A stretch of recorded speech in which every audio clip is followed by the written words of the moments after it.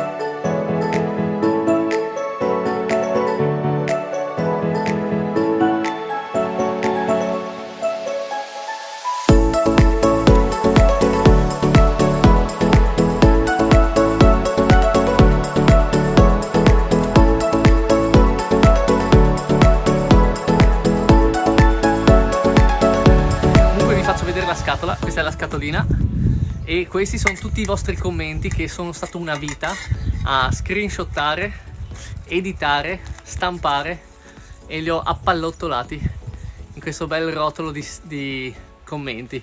Non so se riuscite a leggere, questi siete tutti voi. Inoltre ho pensato di mettere una mascherina come simbolo di questo periodo e ho anche fatto come qualcuno mi ha consigliato, cioè mettere una micro SD con tutte le informazioni di quest'epoca e anche i video del buco. Ok, questo è un momento storico perché è il momento in cui inseriamo la capsula del tempo nella buca.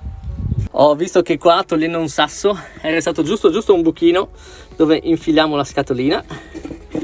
La infiliamo tipo così. E adesso la copriamo con i sassi in modo che i sassi che buttiamo sopra non la schiaccino. Ok, tac.